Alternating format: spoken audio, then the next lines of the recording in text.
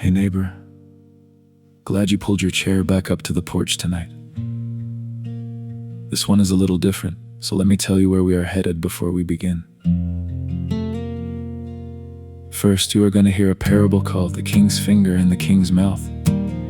It is a story about a king who rescues his people from chains, brings them to the mountain, writes 10 perfect words with his own finger, and then keeps speaking through his servant. The heart of the story is simple. We must not honor the words God wrote on stone while rejecting the words God commanded through Moses. The servant did not invent the message, he received it. The king wrote some words with his finger, and he spoke some words through his servant. But both came from the same king. After the story, the song will carry that same warning in a way the heart can remember. The song is not against the 10 Commandments, it is not against the stones. The stones are holy, precious, and written by the finger of God. The warning is against using the stones to bury the book or using the king's finger to silence the king's mouth. Mercy did not make him mute. Grace did not make him optional. Freedom does not mean every man crowns himself king again. The Spirit gives life, but the Word gives shape, and the sheep still belong to Yeshua. So listen close, first to the parable, then to the song, and let the king's whole voice speak.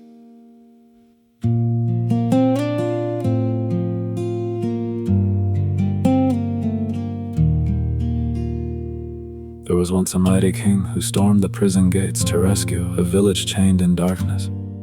Generations of bondage had carved fear into their bones and shame into their souls. They knew the crack of the whip, the sting of the lash, and the hollow taste of survival. Freedom was only a rumor whispered by the old and mocked by the young. Then the king came. With fire in his eyes and thunder in his step, he shattered the iron, splintered the gates, and roared across the battlefield. They are mine. He lifted the broken onto his shoulders and marched them out beneath an open sky they had never dared to dream of. But the king did not set them free so they could wander like orphans or crown themselves as little kings. He brought them straight to a mountain that trembled like a living thing. Lightning split the heavens, the earth shook beneath their feet, smoke rose like incense from a furnace. And there, in the terror and glory, the king spoke. His voice was not cruel, but it was not casual. It was holy love wrapped in holy fear. With his own finger, he carved 10 perfect lines into stone, words of fire, words of life, the unbreakable boundaries of a freedom that would not destroy itself. The people fell on their faces, the stones smoked, the elders wept, the children would tell their children's children. These were written by the king's own hand. Yet the king was not finished speaking. He called one servant higher, deeper into the cloud, and for 40 days and 40 nights he poured out instruction for his redeemed village. He spoke of worship, justice, mercy, purity, generosity, judgment, holiness, and covenant love. He taught them how to draw near, how to deal honestly, how to care for the poor, how to protect the weak, how to remember his appointed times, and how to live as a people who belong to him. The servant listened until his soul burned. Then he wrote. When he descended, he carried not suggestions, not traditions, not the inventions of man, but a book of the king's own commandments. When the servant opened his mouth before the trembling village, he did not say, "These are my thoughts." He did not say, "This is my opinion." He did not say, "Here's something lesser." Now that the king has stopped talking, he said, "These are the words the king commanded." The people understood. The same king whose finger carved the stones had spoken the words given through his servant. The same blazing voice that spoke from the mountain had not become silent, because the message was now written in a book. So for generations they treasured both, the stones at the center, the book in their hands, and they walked in the light of a king who had not left them to guess what holiness looked like. Then the slow poison crept in. Some began to gather only around the stones, polishing them until they shone brighter than their obedience. Only these matter, they said. Only these were touched by the king's finger. Others added, if the king wanted the rest obeyed, he would have carved every word into stone. Another mocked, the servant wrote it, so it cannot carry the same weight. And so the village learned one of the deadliest arts of all, to honor the king's hand while silencing the king's mouth. They guarded the stones with their lives and neglected the book at their feet. They praised the words carved by his finger while refusing the words spoken by his voice. The poor were crushed in the streets, strangers were driven away. Widows begged at the gates while the rich feasted. Holy days became market days. The weak were treated as burdens. They shouted freedom while their hearts grew lawless and their altars grew cold. One dusk an old traveler entered the village with a dusty cloak, worn boots, and a battered copy of the servant's book in his hands. He stood before the gleaming stones and looked slowly around at the decay. Then he spoke with a voice like distant thunder wrapped in mercy. Why do you honor the king's handwriting but despise the king's own words? An elder lifted his chin and answered, because the stones were written by his finger. The traveler nodded. So if the king writes with his finger, it is his command. The elder said yes, the traveler asked. And if the king speaks with his mouth and sends the words through his servant, is it suddenly no longer his command? The elder had no answer.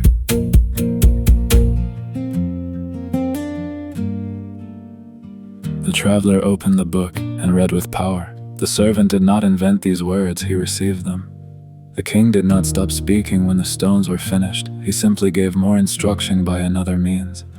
Some words he carved, some words he commanded, but every word came from the same holy king. A young shepherd boy stepped out from the crowd, his eyes bright with understanding. My sheep do not ask who carries my message, he said. If I send my brother to open the gate and say, the shepherd calls you home, the sheep are still obeying me when they follow the voice I sent. The traveler smiled like dawn breaking. Exactly. Then he turned and pointed to the great tree at the edge of the village, ancient, scarred, and alive. Lightning had split it long ago, yet it still stood. Its roots drank from a clear spring that flowed from its wounded base, and carved deep into its living bark were the words, if you love me, keep my commandments. The traveler's voice rang out across the square. The king did not rescue you so you could edit his voice. He did not give you stones so you could use them against the rest of his word. He did not bear his finger so you could gag his mouth. Mercy did not make him mute. Grace did not make him optional. Freedom is not the right to crown yourself king again. A woman cried out, but we are not saved by the book. The traveler answered, his voice breaking with love. No, you were rescued by the king's mercy. You were saved by his own blood and power. But blood-bought people do not tell their king which parts of his heart they are willing to hear. Mercy opens the prison door, but the king's voice teaches the rescued how to walk free. Another man said, but love fulfills the law. The traveler answered, yes, but love must be taught by the king. Love does not steal, love does not lie, love does not covet, love does not dishonor father or mother. Love does not trample the weak and call it grace. Love does not invent its own way and name it holiness. True love learns the Father's ways, walks the path the King has given, and calls obedience joy.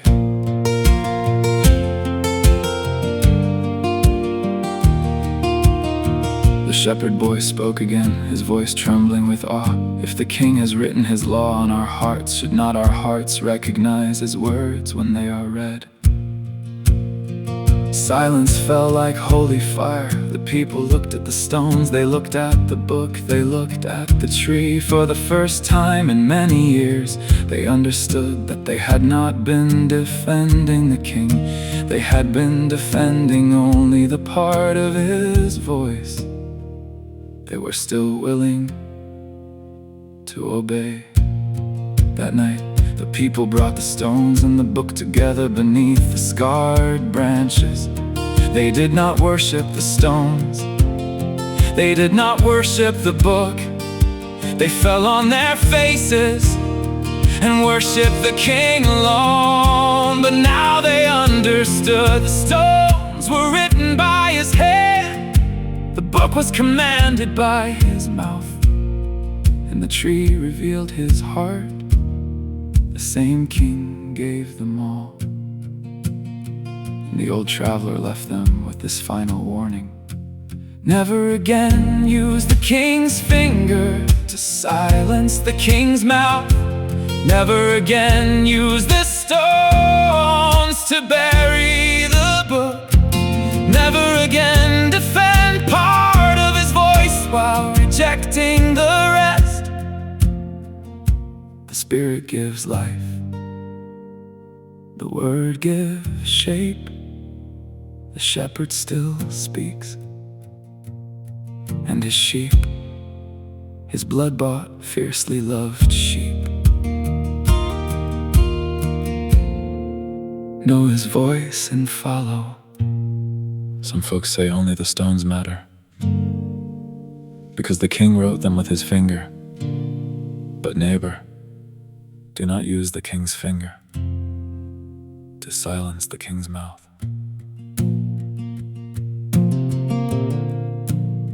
There was a village chained in darkness, fear carved deep in every bone. They knew the whip, they knew the ashes, they forgot the road back home. Then the King came down like thunder, fire burning in his eyes, broke the gates and split the iron, carried slaves beneath open skies. He said, "These are mine forever, no more chains around their name. But freedom without my voice will only build new chains again." So he led them to the mountain where the smoke and lightning rolled, and the King began to speak with a holy voice of gold. Do not use the King's finger to silence the King's mouth. Do not lift the stones up high and throw the servant's book down. Some words he carved in fire, some words he spoke aloud, but every word came burning from the same King in the cloud. The Spirit gives life, the Word gives shape. The shepherd still speaks and the sheep know the way. Do not use the King's finger to silence the King's mouth. With his finger he wrote 10 lines on the stone before their eyes, words of fire, words of freedom, teaching rescued hearts to rise. The elders wept, the children trembled, stones still smoking in the sand. They said, "Remember this forever." These were written by his hand. But the King was not yet finished. He called one servant through the flame.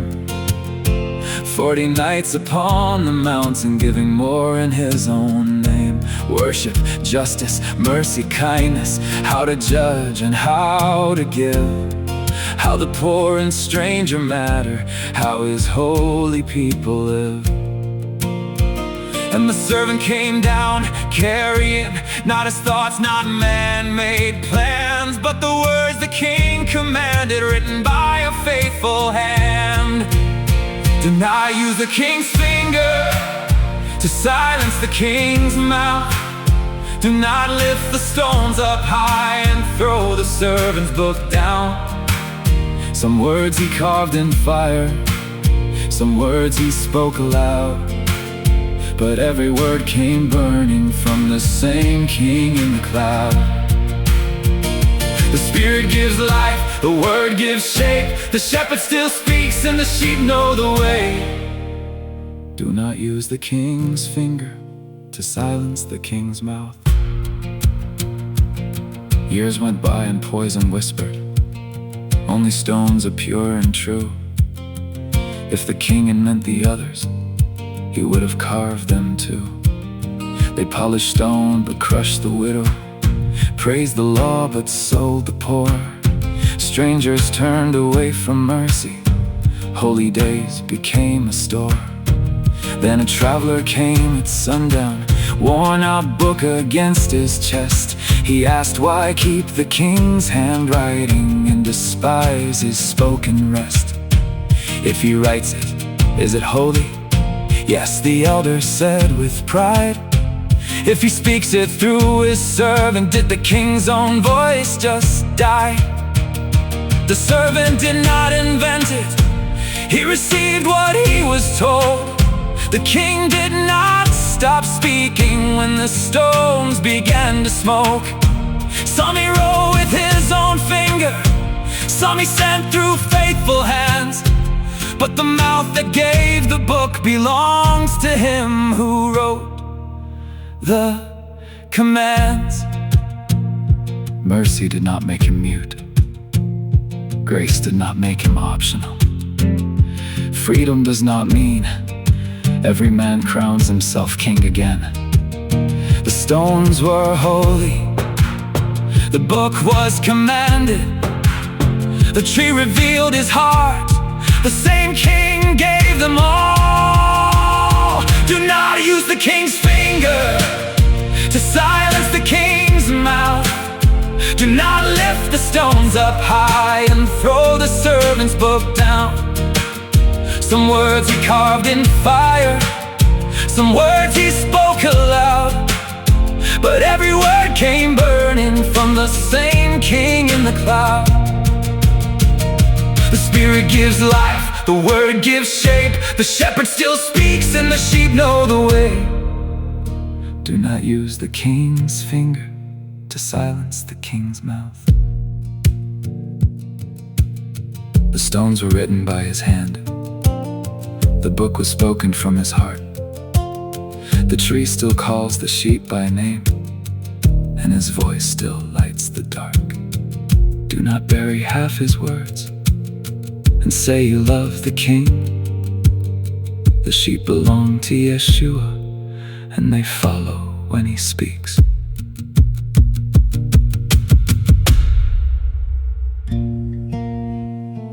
Thank you for sitting with me here on the porch tonight. You heard the story and then you heard the song, but both were carrying the same warning. Do not use the king's finger to silence the king's mouth. The 10 Commandments were written by the finger of God, and they are holy, precious, and true. But the rest of what God commanded through his servant did not come from man's imagination. Moses did not invent the message, he received it. The king wrote some words on stone and he spoke some words through his servant, but both came from the same king. So let this stay with you as you leave the porch tonight. Mercy opened the prison door, but mercy did not make the king mute. Grace brought the people out, but grace did not make the king optional.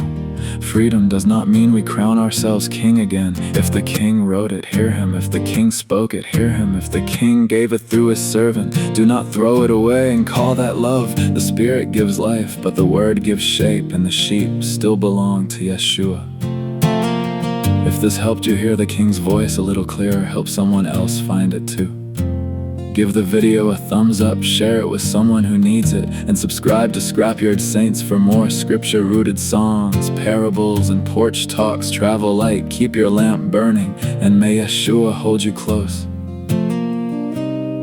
See you next time on the porch.